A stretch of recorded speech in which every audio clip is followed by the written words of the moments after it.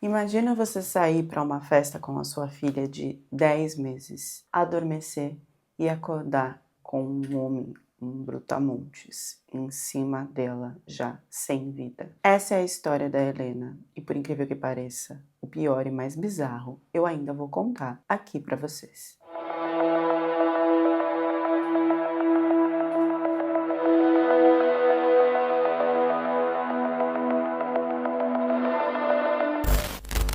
Essa história aconteceu no bairro de Dionísio Torres, em Fortaleza, Ceará, do dia 12 para o dia 13, segunda-feira agora de julho. É importante falar que esse bairro é um bairro de classe média barra alta, não é uma comunidade, nenhum lugar considerado super perigoso, e eu gosto de deixar essa informação aqui para a gente entender que isso pode acontecer em qualquer região do mundo. Antes de eu trazer os fatos e as reflexões como alerta, eu queria trazer as informações que eu busquei para saber como que era a situação antes e tentar entender o impossível de se entender. A Helena, ela nasceu em setembro de 2025 e estava perto de comemorar o aniversário dela, acredito que de 11 meses. Como a gente não sabe se a mãe ia comemorar esse mês ainda ou no próximo mês, então ela nasceu entre agosto e setembro. E já no nascimento da Helena, a gente tem aí uma história bem assim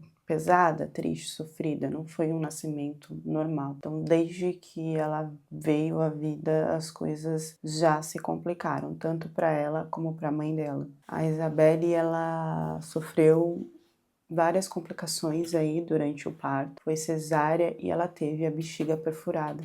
Essas informações foram passadas pela mãe da Isabelle, a avó materna da Helena, e assim que a Helena nasceu, então, ela não se movimentava, não respirava. Ela teve que ser reanimada. Ou seja, ela sofreu uma parada cardíaca logo após o nascimento. Essas informações são importantes para vocês entenderem que, independente do que a Isabelle fez agora, ela sofreu bastante para ter esse neném. Foi um período de longa recuperação, essa parte da bexiga dela, e também imagina o susto de você passar por tudo isso e ainda ter que ver o que vai acontecer com a sua. Eu vou falar aqui pequena para o vídeo não deixar de ser distribuído. Você ainda tem que ver o que vai acontecer com a sua pequena, se ela vai conseguir se recuperar. Então foi um susto para as duas. Só a questão de ser mãe e filha, a gente já vai ter uma conexão muito forte. Mas quando acontecem essas coisas, é visto como um milagre. Existe todo aí um envolvimento de felicidade, de fortalecimento e de lembranças e traumas de que a menina conseguiu viver. Eu não sei se todo mundo foi buscar essa parte da história, mas eu achei interessante trazer aqui, porque piora, se é que não podia piorar, né? Piora mais com os acontecimentos do dia 13 de julho. Outra frase que parece muito com o que aconteceu agora é que a avó diz, então, que a Helena nasceu sem chorar, sem se expressar sobre nada. E depois, então, dela ser reanimada, da parada cardíaca, que ela voltou à vida. A gente também tem informações sobre o relacionamento da mãe de Helena com o pai. Não fazia, ou fazia, mais ou menos um mês que ela tinha se separado do pai da Helena. E ele descreve ali a relação dele como uma relação que foi se desgastando aos poucos, que acabou virando algo conturbado. Ele deixou claro que os dois trabalhavam muito, já tinham esses desgastes, juntando com um acontecimento de ciúmes, que ele não deixa claro se foi da parte dele ou foi da parte dela, mas parece que foi aí a gota d'água para a separação. Ele disse que aconteceram muitas confusões, discussões, que em uma dessas discussões, então, ela resolve ir para a casa da mãe e não voltou mais. A gente entende aí que não foi nada super grave, né? Quando duas pessoas resolvem se relacionar e tem que se ter uma maturidade emocional fora do normal. Eu acho que isso quadriplica quando tem uma criança no meio. E quando essas duas pessoas ainda têm que trabalhar, o desgaste aumenta muito, é normal que aconteça. E para mim, uma separação de um mês em uma família que tem ali uma bebezinha de 10 meses e eles já tinham outro filho, que eu não sei a idade ao certo, não me parece que é uma separação definitiva. expectativa, né? Muita coisa ainda pode rolar, a consciência pode bater ali e eles conversarem e voltarem, porque é uma família com 2 filhos e é muito recente, né? A neném não tinha nem 1 ano. Mas o que acontece é que então cada um vai viver a sua vida e, pelo que eu entendi, o pai tinha ali a parte de ir visitar os filhos e a Helena era muito apegada à mãe, de acordo com o que a mãe fala. Mesmo quando ela tinha que ficar com o pai, ela ficava chamando, né, mamãe, mamãe, e a mamãe sempre tinha que estar perto. E o que eu vou falar agora aqui é a realidade e o que eu vejo através das experiências com amigas e experiências da minha parte também. Que apesar de eu não ter filha, eu sou madrasta. Então, eu já tenho uma experiência aí sobre o que eu gostaria que fosse feito com a minha filha, que é o que eu faço para minha enteada quando eu posso. 1 mês de separação não é um momento para você estar buscando parceiros ou vivendo a vida, se você tem ali um bebezinho de 10 meses para cuidar. Ao mesmo tempo, com o desgaste de tudo, com a pressão que envolve a cabeça dessa pessoa, quando você fica ali muito numa rotina, seja no trabalho, seja cuidando do seu filho, vem aquele ponto negativo e aquele desespero de, eu preciso viver, né? Eu preciso sair da rotina, experimentar coisas novas. Enfim, a gente não sabe qual é o que foi o ponto aí, mas eu também tenho experiências de amigas que mesmo com a nenenzinha no colo sentia ali a necessidade de procurar um parceiro, de ter alguém e elas, pelo menos as que eu conheço, entenderam que naquele momento isso não seria possível, que seria uma fase de cuidar e de focar ali tanto nela mesma como na criança. A gente não sabe o que foi, mas se tem a informação aí que a Isabela tem um irmão que tem um barzinho na esquina. E nesse barzinho, o Rai, eu vou falar aqui Rai, começa a ir jantar, visitar e almoçar lá e conversar com a Isabelle. Ela deixa claro que ele não é namorado dela. A gente tem a entrevista dela aí, se vocês quiserem eu posso deixar aqui no comentário fixado. Mas abre então a situação de que eles estavam em uma paquera. Então ela só fala que ele não é namorado por firmar que não tem nada sério com ele e por deixar claro que faz só 1 mês que ela separou do pai da criança. Mas que eles estão ali se conhecendo. Então existe uma ficada, uma paquera em menos de 2 meses que ela se separou. Aqui a gente não vai julgar a questão de, faz pouco tempo que se separou e tá com outro cara. Não, não é isso. É a questão mesmo dela estar em um momento com uma recém-nascida que eu acho que o foco deveria ser nela e na criança. E aí ela deixa claro que eles conversavam pelo Instagram, que ele não era padrasto da criança e nem nada disso. O que para mim traz um peso maior então, porque não existia contato ou confiança da parte desse cara que ela estava conhecendo. Mas aí ela coloca então um ponto de que ele conhece, acho que mais o irmão dela e o primo dele também, desde a infância, né? Fica tudo um pouco confuso porque ela tá nervosa, ela tá numa situação que eu acho que eu nem conseguiria dar entrevista, mas enfim, é isso. Então as informações podem ficar bem perdidas nesse vídeo. E aí ela fala, não tem como eu namorar ninguém, faz 1 mês que eu separei do pai da Helena. Sim, não tem nem como pensar em paquerar, porque ela coloca a paquera como se fosse uma coisa, mas é só uma paquera e tal. Eu acho que nem isso seria viável. Seguindo a história, ela diz que tem um aniversário, então, do tio e do avô, parece que são dos dois, e comenta que eles estavam lá na festa, todo mundo feliz, que a filhinha dela foi na piscina, enfim. E depois ela vai para casa dela. Ela diz que então só consome bebida alcoólica na casa dela, 3 cervejas e acredito que os outros que estavam com ela também, até que eles decidem ir para a casa do Rai. E ela leva a criança de 10 meses. Eu entendo a criança de 10 meses estar no ambiente ali do aniversário da família, mas acho complicado toda essa parte de bebê, de transportar a criança aí para casa de um paquera / ficante. Eu tô tomando bastante cuidado com o que eu tô falando nesse vídeo, porque talvez o meu lado conservador aflore, né, e cada um pode ter uma opinião diferente nos comentários, mas eu achei bem bizarro alguns posts de mulheres, eu vou colocar aqui, /feministas, porque não é esse tipo de feminismo que eu acho eu acho não. que é o certo na minha cabeça, né? De falar que, ok, a situação aconteceu com 2 homens e nós temos que focar em atacar e divulgar esses 2 homens e não a mãe da criança. E eu acho que a gente não pode deixar de mostrar e de alertar a parte de responsabilidade da mãe também.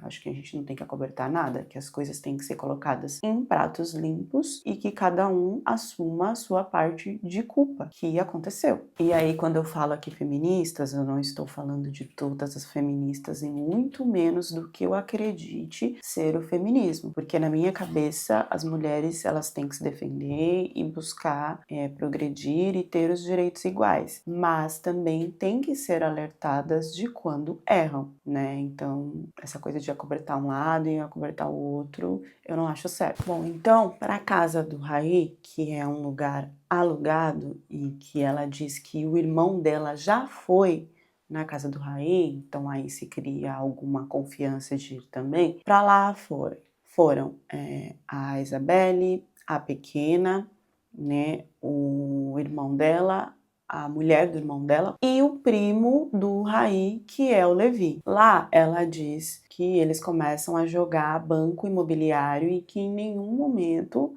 ela bebe nada, que quem estava bebendo era o Levi. E aí a pequena dorme e ela resolve então colocar a pequena em um quarto. Nesse quarto já estava o irmão dela, o Vitor, e era um quarto que tinha ar-condicionado. Um do lado não teria esse ar-condicionado, que era onde estava a cunhada dela. Nesse momento, então, o Vitor pede para a cunhada ir para o quarto, vai ficar parecendo que é a cunhada do Vitor, né? É a cunhada da Isabelle, é a mulher dele. Então, ele pede para a mulher dele ir para o quarto que tem ar-condicionado e também porque é o quarto que ele está. Só que a Isabelle diz que não vai caber o Vitor, a cunhada, ela e a Helena, os 4 em uma cama só. Então ela pega e monta uma rede e deita com a pequena. Só que aí o ar-condicionado tá embaixo delas, tá muito forte. A pequena começa a tossir. Então ela sai de lá para colocar a pequena em um outro quarto. Antes disso, ela volta para a sala, amamenta a pequena dorme e aí ela coloca a pequena então em um outro quarto, onde não tem o ar-condicionado. Ela diz que deita com a pequena, coloca ela debaixo do bracinho dela e que em nenhum momento ela deixou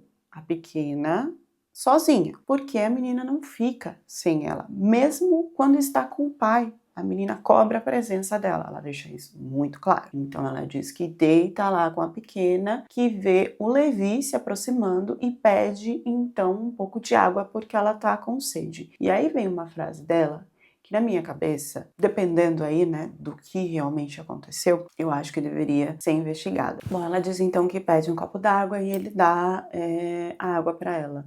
Caso o suspeito, Levi, passe a ser acusado, o que me passa na cabeça é um alerta. Independente disso ter acontecido ou não, fica aqui o alerta. Esse copo d'água poderia ter alguma coisa, porque se ela tá falando a verdade, que ela só tomou lá as 3 cervejas na casa dela, que ela estava consciente o tempo inteiro com a menina, não tem sentido ela apagar de um modo que ela não perceba nada do que aconteceu. Então, poderia ter alguma coisa nessa água? Se o Levi já estivesse pensando em fazer algo?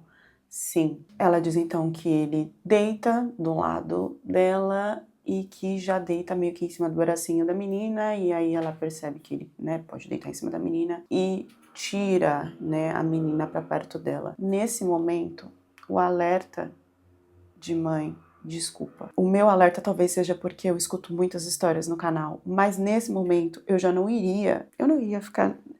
estaria nessa situação, mas enfim, caso acontecesse, eu já iria pensar, gente, ele vai deitar em cima da menina e eu não vou ficar aqui. E é muito estranho também você aceitar de deitar na cama e uma outra pessoa desconhecida deitar ali do lado e você achar que tá tudo bem com a sua pequena. Isso não passa na minha cabeça, tá? Mas é aquilo, né? Às vezes a gente não tá pensando, a gente tá distraída e tal, coisa que ainda não passa na minha cabeça porque eu sou muito alerta. Eu sempre tô olhando o que tá acontecendo e já tá passando 1000 coisas na minha cabeça do que pode acontecer. E ela teve, né, a percepção, porque ela diz que fala, esse menino vai esmagar minha filha, Rai, vem me ajudar a tirar ele aqui que ele vai esmagar a criança. E o Rai fala, não, mulher, ele nem consegue se mexer. Fato de que se o Rai acha que ele nem consegue se mexer, é porque ele tá muito bêbado, porque ele vai apagar de tanto que ele bebeu, né? Se a percepção de que ele não vai se mexer. Nesse momento era hora de sair do quarto. Era o último momento que, né, poderia trazer a percepção de que não, eu tô fazendo algo errado. Eu não devia estar aqui, muito menos num quarto, com um estranho, com a filha do lado, sendo que ele praticamente quase caiu em cima dela. Mas ela disse que adormeceu. E é aí que eu não entendo. Ela dormiu do nada, sem ter bebido, sem ter nada na água? A gente não sabe. Ela diz que sim. Quando ela acorda, ela encontra a filha fora da posição que estava, ou seja, a menina estava deitada assim com ela. Ela diz que o pé da criança já estava na vertical para o lado dela e a cabeça da criança estava para o lado dele, em cima dele, e que ele não estava mais deitado, ele estava sentado, ou seja, houve uma movimentação tanto da parte da criança como da parte dele. E aí sim vem os gritos que os vizinhos dizem que escutaram da mãe desesperada com a situação, o Raí abrindo a porta para ela sair, o Vitor indo junto tentando ajudar, ela pediu ajuda, mas no desespero ela pegou e foi até o hospital para tentar salvar a menina, né? Nesse início ela achou que a menina teria se engasgado e depois veio a ideia então dela ter, né, ter ficado sem a vida por ter ficado sem ar, com um cara em cima dela. Bom, e aí no hospital eles dão a informação de que eles não conseguiram salvar a pequena. A única coisa que ela disse que viu, que a pequena tinha feito necessidades. Número 2, né? Ela não tinha notado líquido vermelho nem nada. E aí a médica aí deixa claro que precisa ser feita uma investigação e uma perícia, que ali se tem sinais então na parte de trás da pequena de que a criança foi abusada. E a médica fala, então, de ter líquido vermelho e ali, né, marcas na parte de trás, que é pior. E quando eu falo dessa parte do líquido vermelho atrás da pequena, é importante saber que a gente tem duas vertentes aí. Pode ter sido por violência sexual, ou então pode ter sido simplesmente pela pressão, né, de um homem em cima dela, no caso, ela ter desvivido pela falta de ar e aí sair líquido vermelho pelos orifícios. Mas, quando a médica solta isso, querendo ou não, traz uma pressão de se pensar o pior. E é importante a gente deixar claro aqui que, independente de ter sido as duas coisas ou de ter sido uma coisa só, a irresponsabilidade da situação de uma mulher no quarto com um homem desconhecido que nem vai estar pensando na pequena ou no pequeno, em ninguém, e na situação que estava de apagar, não pode ser apagada, independente do resultado que der nesse laudo. A mãe, no depoimento, eu acho que as pessoas começam a julgar, porque tipo, ela não, como assim ela não acredita? Como assim? No depoimento dá pra ver que ela realmente não quer acreditar. Ela não quer confirmar, porque imagina, não basta você não ter visto o que aconteceu e ter deixado essa filha perder a vida, ainda ter acontecido algo nesse grau e você não ter escutado nada do lado dela, não ter conseguido salvar ela. Então eu não acho que ela tá falando, porque a médica diz que pode ser, que precisa do resultado dos exames. Não acho que ela tá falando isso para defender ficante, prima de ficante, não, é porque ela realmente, a notícia vai ser muito pior para ela quando for confirmado. Existe aí toda uma perícia da polícia, existe todo um corpo de delito e, apesar de ainda não estarem com os laudos em mãos, é o que se mostra de primeira. Pode ser que tenha sido só da pequena perder o ar pelo cara ter dormido e ter ficado em cima dela? Sim, mas existe uma perícia e laudos que já foram feitos para confirmar o que foi visto por médicos. O pai então criou uma rede social para falar a parte dele, falar tudo que está acontecendo do lado dele. Vou deixar a rede social do pai aqui no comentário fixado para quem quiser acompanhar. Ele fala que ela é mentirosa, que a história não foi essa. Existe uma negação da parte da mãe, que é super normal, sobre o que realmente aconteceu ou não. E existe aí uma negação pela parte do pai, que eu nem imagino como é que esteja. Muitas pessoas julgando sobre cadê o pai. Gente, quando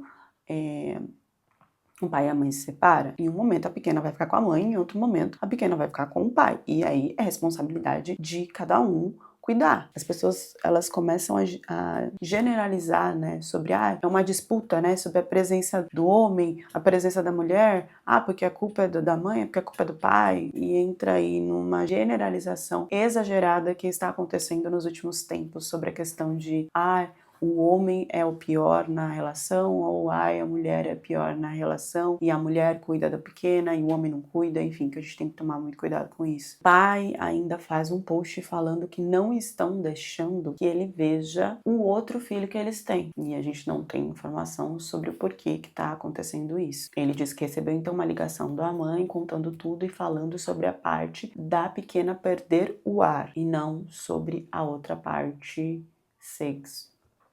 Outra coisa que me intriga muito é que o irmão diz que recebe uma ligação então do Rai, que é aquele que abre a porta para que ela vá tentar salvar a pequena, e que o Rai, ele se preocupa em saber se ele vai ser preso por ser o dono da casa. Isso ficou um pouco confuso na minha cabeça, porque nessa situação eu estaria pensando na pequena, eu estaria totalmente desnorteada com a situação, e por que pensar que eu seria presa por ser dona da casa? Bom, a advogada de defesa do Rai diz que ele está disponibilizando tudo para que seja investigado, até mesmo o DNA dele, para confirmar que não tem nada na pequena. Ela bate o martelo de que foi por a menina perder o ar, não se tem aí informação ou resposta da parte do Levi. Os dois estão presos no momento até que tudo seja investigado. A mãe, apesar de tudo que está passando, sim, ainda pode ser considerada culpada em algum momento. Se ela omitiu algo, se ela realmente, porque a responsável ali pela pequena era ela.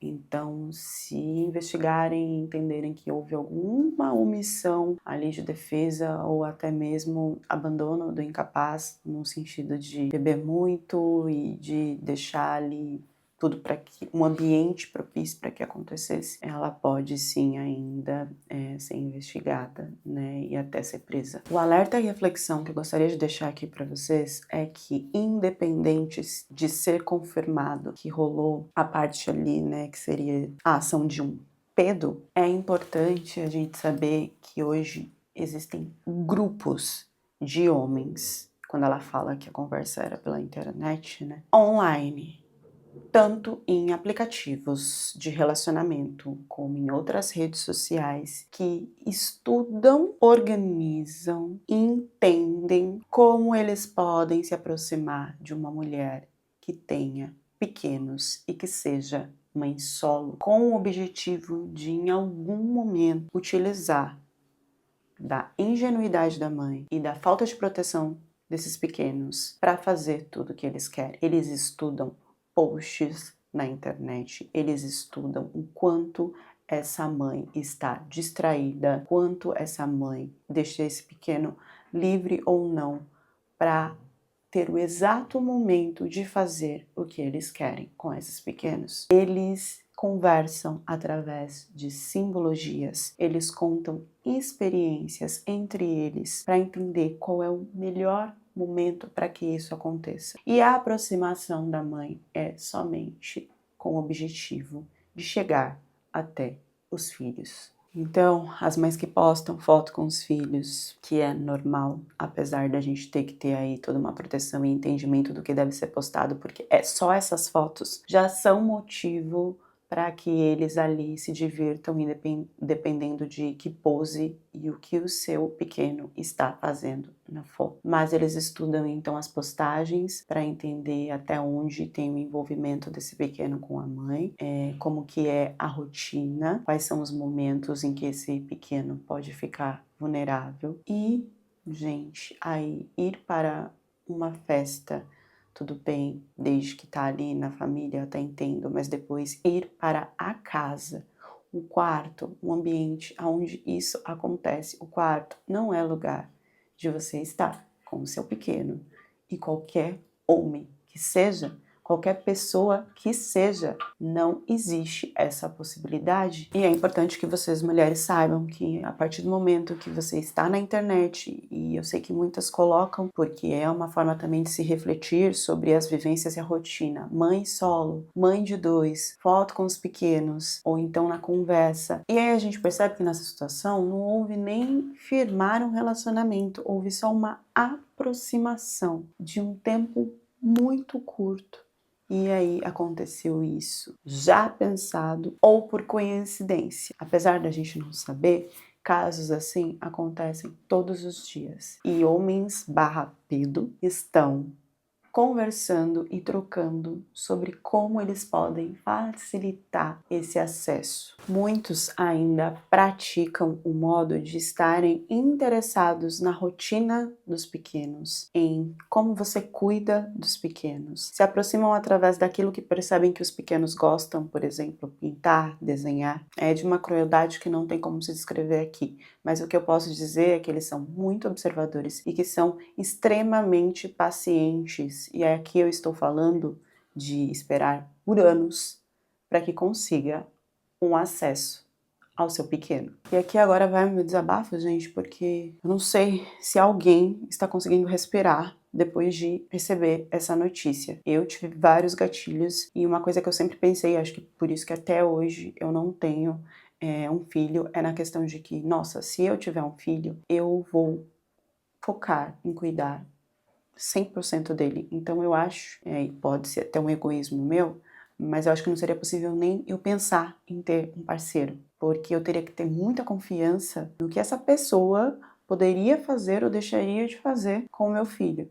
E seria assim, perder um tempo imenso de observação sem colocar essa pessoa dentro da minha casa e quando colocar na minha casa, não deixar essa proximidade nunca, acho que eu nem colocaria nunca na minha casa. Eu acho que teria que ter um relacionamento assim, tipo, separado, sabe? Ah, não estou com meu filho hoje, então hoje nós vamos curtir aí, mas de outra forma eu não consigo imaginar. Então eu me privei disso para entender que quando eu tivesse seria com alguém que eu teria muita confiança e também eu estaria pronta para entender que caso esse relacionamento não desse certo, eu estaria 100% determinada a cuidar do meu filho até ele crescer e não colocaria outra prioridade na frente. Lembrando que todos os fatos aqui são suposições e as pessoas às vezes colocam nos comentários: ah, mas se é suposição, por que você está gravando? Gente, porque a notícia é dada. Talvez alguns canais aí não informem vocês e contem isso como uma história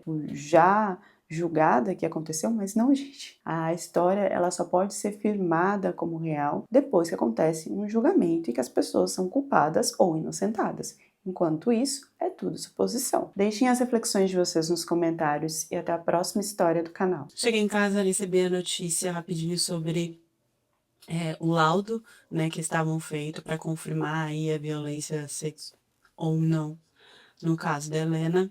E eu vou ler aqui direitinho, para que não tenha nenhum tipo de erro. A perícia Fonseca do Estado de Ceará concluiu que a pequena de 10 meses desviveu por asfixia mecânica indireta. O laudo não aponta sinais de violência nem presença do líquido branco ou material genético dos 2 homens investigados. Também não foram detectados álcools ou substâncias nas amostras analisadas. Segundo a perícia, a causa da morte é compatível com o relato de sua mãe, que afirmou ter encontrado um dos suspeitos dormindo sobre a criança. Isso explica, então, ela não ter escutado nada, né? Ela não escutou nada porque não aconteceu nada para ela escutar. Essa parte me deixava muito confusa e me fazia pensar aí, né, no argumento de que então teria colocado algo na bebida dela para que ela não escutasse, adormecesse mesmo. Existem outros casos onde a mãe mesmo acaba dormindo em cima da criança e esquece e acontece essa fatalidade. E eu vou permanecer com tudo que eu deixei aqui de alerta no vídeo, porque não deixa de ser um alerta.